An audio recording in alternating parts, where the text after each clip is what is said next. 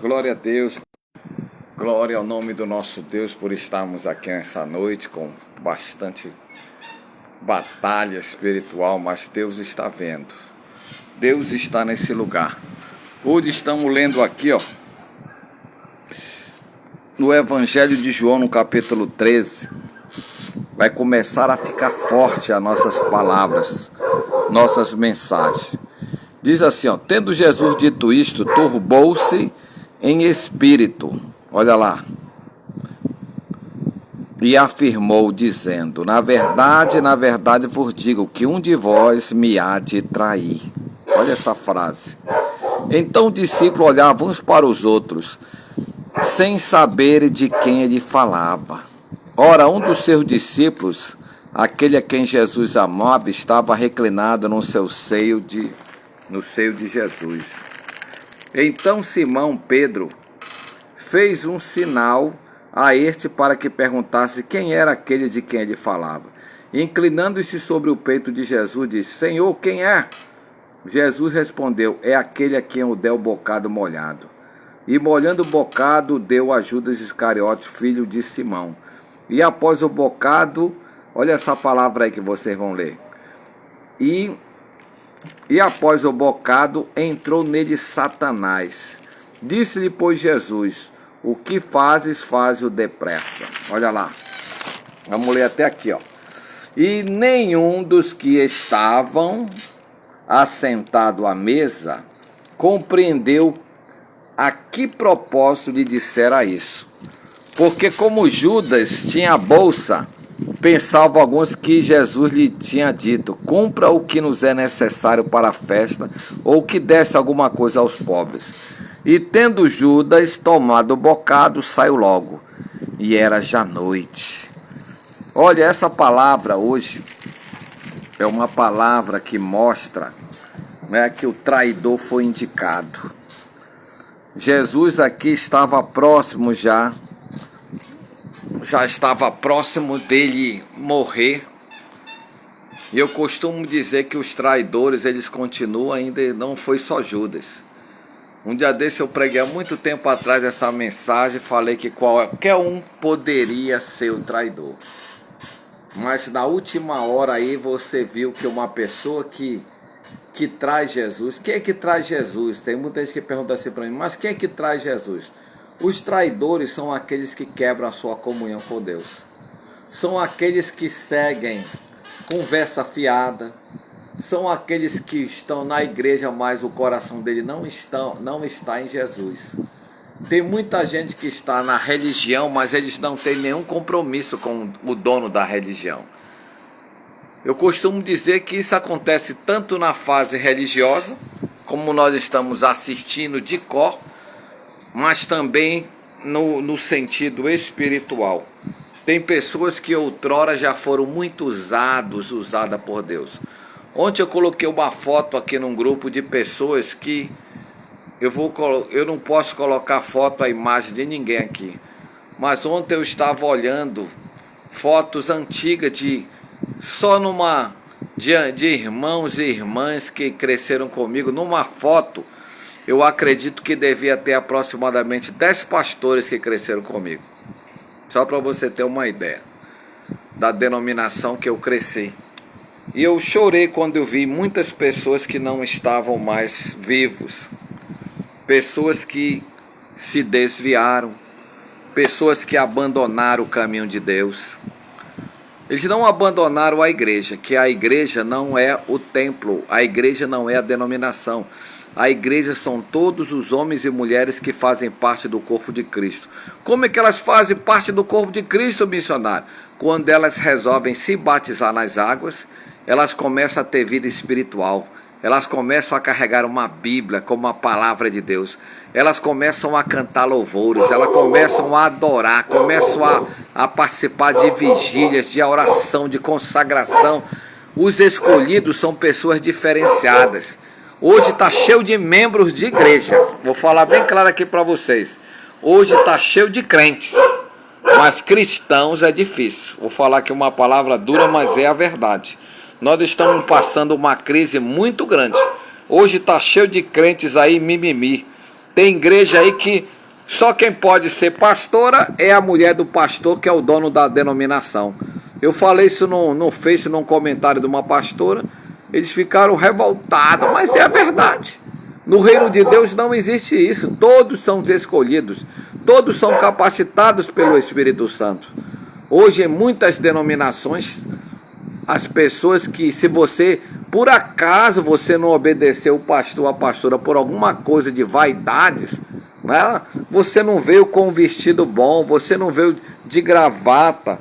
Eu cresci num tempo que, para mim cantar louvores, eu tinha que botar uma gravata. Eu vou dizer uma coisa para vocês, eu detesto gravata, nunca gostei. Mas, por obediência à denominação, eu tinha que usar aquela gravata apertando o meu pescoço. Eu não gosto porque nós somos uma cidade quente demais. E a igreja ela era muito quente na hora do louvor, eu suava muito e aquela gravata me enforcava. Mas a denominação muitas vezes ela impera na cabeça das pessoas. Tem pessoas que são avaliadas, tem pessoas que nunca mais foram para uma igreja porque elas foram excluídas, elas foram rejeitadas. Eu coloquei uma coisa hoje muito forte, que é o perigo hoje que eu vou continuar essa mensagem mais para frente.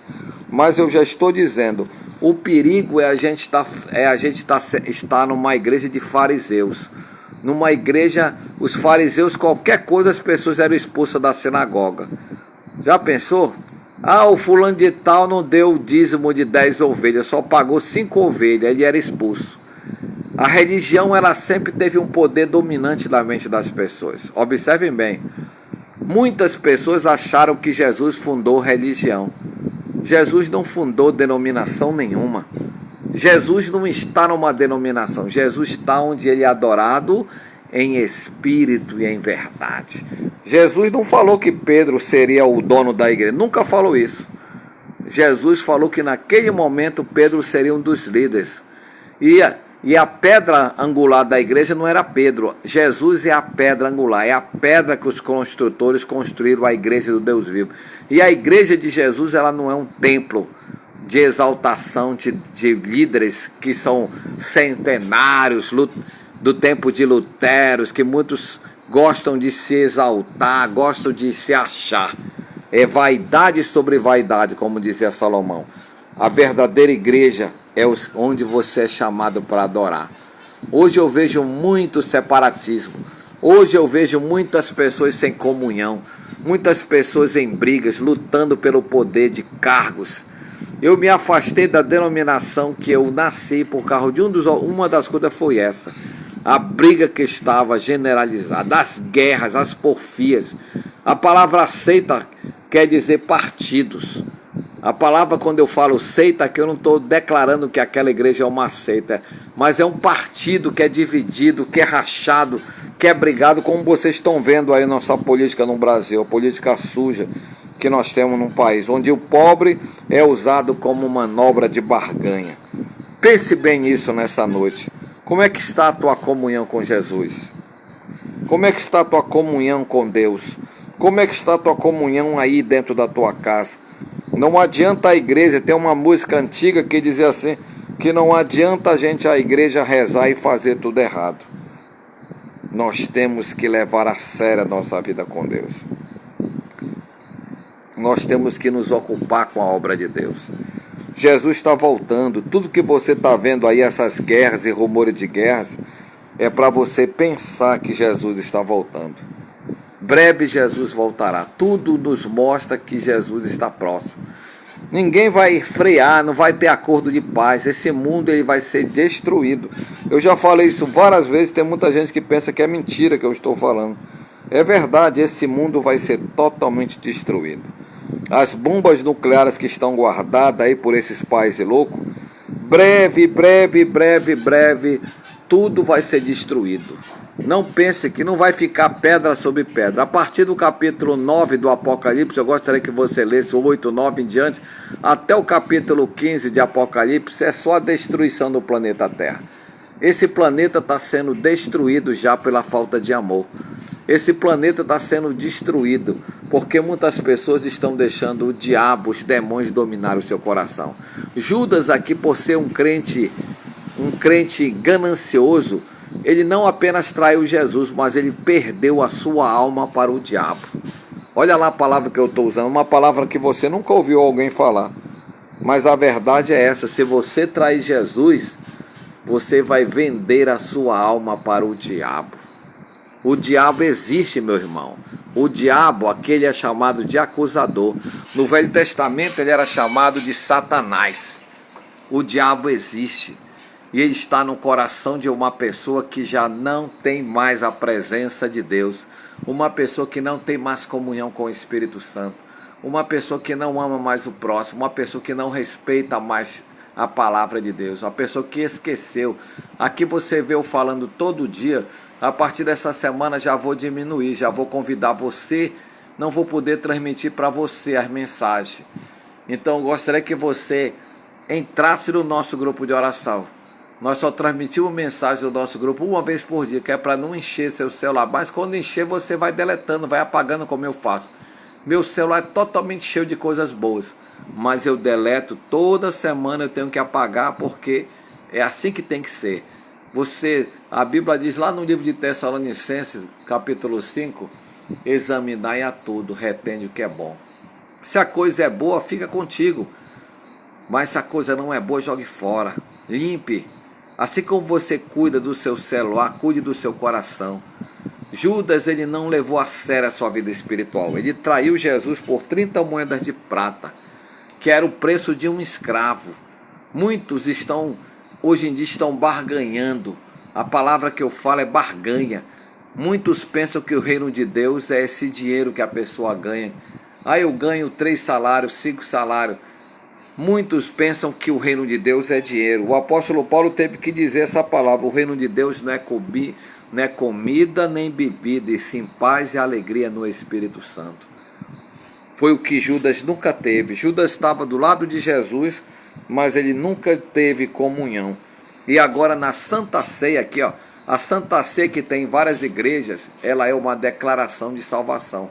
A Santa Ceia é um memorial, sim, de que Jesus é o nosso Salvador. Mas a Santa Ceia, ela é um símbolo de quê? É um símbolo de que você está declarando a sua vida com Deus. É a avaliação. Muitas pessoas chegam na Santa Ceia. É triste eu falar isso aqui. Eu sinto uma tristeza quando eu falo isso.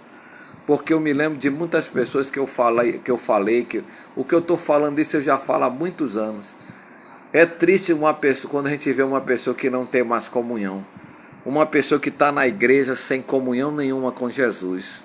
Se você não tem comunhão nem com a sua esposa, nem com as pessoas que frequentam a sua igreja, você vai ter comunhão com quem? O diabo aproveita para entrar no coração dessas pessoas. Infelizmente, é isso que está acontecendo hoje em dia. O diabo está entrando, assim como entrou no coração de Judas. Aqui está bem claro. 3 evangelhos mostram esse versículo. Lá em Lucas 22, 3, você vai ver lá que diz assim: e entrou Satanás em Judas. Aqui novamente o apóstolo João ele fala a mesma expressão. Naquele momento em que Jesus deu o bocado para ele ter comunhão, só que ele não tinha comunhão mais. Quem entrou nele não foi a comunhão do Espírito Santo. Quem entrou nele foi o diabo. Se você não deixar o Espírito Santo entrar na tua vida, quem vai entrar na tua vida vai ser o diabo. Infelizmente, me perdoa, eu estou dizendo isso porque vi muitas pessoas participarem da Santa Ceia e foi a última vez que eu as vi vivo. Porque muitos se afastaram, voltaram novamente para a imundícia, voltaram a beber, voltaram a fumar, voltaram a se drogar, voltaram para a perdição. Me perdoa dizer essa palavra. Judas era chamado de o filho da perdição. Então muitas pessoas elas se perderam. Infelizmente, é triste a gente dizer isso. Infelizmente eu não queria dizer uma frase tão forte, né? Porque nem todo mundo está preparado. Eu preguei numa igreja uma vez que tinha 1 ano de vida. Amanhã eu vou continuar essa mensagem, mas já estou dizendo, parece uma palavra dura, mas é a palavra de Deus. Deus Todo-Poderoso, Criador dos céus e da terra, eu te agradeço por estar aqui, Senhor. Como eu chorei ontem, que a minha voz travou ontem, porque eu estava muito comovido com aquelas fotos que o irmão me enviou, com muitas pessoas que outrora já estiveram da glória de Deus e hoje se afastaram, muitas morreram no pecado, se meteram pelo caminho de Balaão, se afastaram, assim como Judas, que tinha tudo para ser um apóstolo, mas ele negou a fé, ele abandonou, ele se tornou o filho da perdição. Nós oramos pelas pessoas que estão afastadas, que estão desviadas, que abandonaram o caminho da luz, o caminho da salvação. Pessoas que não têm mais desejo de voltar. Eu falo com muitas pessoas, volte para a igreja, volte para o primeiro amor. Na minha frente eles até dizem que querem voltar, mas eles dizem que não têm força, porque estão acorrentadas em correntes espirituais. Por isso nós oramos nessa noite, meu Pai, quebras as correntes, quebras as cadeias, quebras os grilhões, quebras as amarras de Satanás. Vem libertar esta pessoa, que essa mulher está citando o nome dele, o nome dela agora, nesta hora. Eu oro por todos nesse instante de fé, por todos que recebem essa palavra, nos hospitais, nas UTIs, nas CT, nos pronto-socorro, nas UPA, nas policlínicas. Toca para curar, para sarar, para libertar. Tira essa pessoa do fundo do poço, do lamaçal, meu Pai. Muitos estão morrendo, já morreram espiritualmente e já estão quase mortos nos seus delitos e pecados. E nós oramos nessa noite. Meu coração se entristece porque eu sei que eu falo com muita gente que estão desviados, que estão vivendo uma vida loucamente sem a tua comunhão, meu Pai. Senhor, meu Deus, Senhor da minha vida, eu te agradeço por estar aqui nesta hora, nesse instante. Pai, eu agradeço por estarmos mais uma vez orando aqui nesta 17ª noite. Abençoa a todos que oram conosco, que estão no grupo, que estão no Facebook, que estão assistindo no YouTube, que estão recebendo essa mensagem da nossa corrente de fé. Oramos por todos nessa noite no poder e autoridade do poderoso nome de nosso Senhor e Salvador Jesus Cristo. Amém. Fique na paz e lembre-se, a vitória já é nossa pelo nome de Jesus. Que Deus abençoe você. Até amanhã. Que Deus abençoe todos que mandaram o seu nome para o livro da oração. Que a paz esteja contigo. Glória a Deus.